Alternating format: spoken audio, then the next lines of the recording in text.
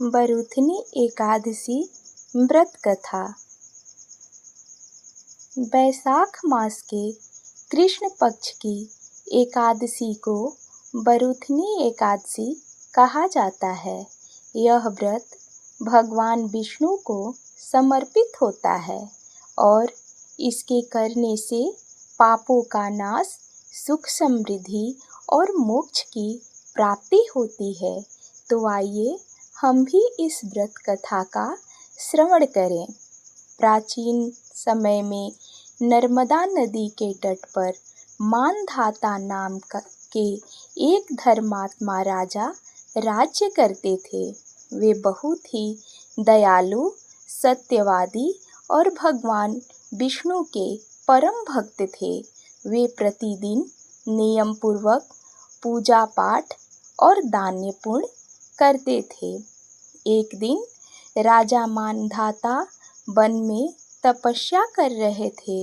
उसी समय एक भयंकर भालू वहां आया और राजा का पैर पकड़ लिया। राजा ने अपनी रक्षा के लिए बहुत प्रयास किया, लेकिन वे भालू से स्वयं को छुड़ा नहीं सके। अंत में उन्होंने भगवान विष्णु का स्मरण किया। भगवान विष्णु ने राजा की पुकार सुन ली और तुरंत प्रकट हो गए।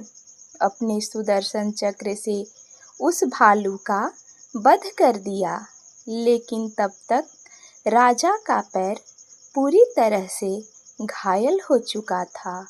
भगवान विष्णु ने राजा से कहा, हे राजन, तुमने पूर्व जन्म में कुछ पाप किए थे, उसी का यह फल तुम्हें मिला है।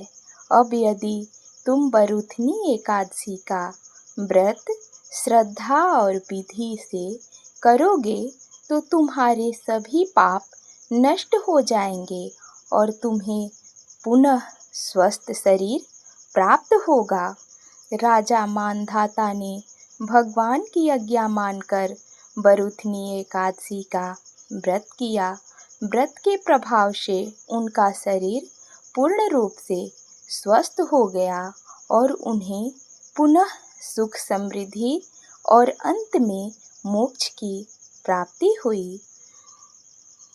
इस व्रत को करने से सभी पाप नष्ट हो जाते हैं, दुख, रोग और कष्ट दूर होते हैं, यमराज का भय समाप्त होता है, भगवान विष्णु की विशेष कृपा प्राप्त होती है, अंत में मोक्ष मुक्ति मिलती है।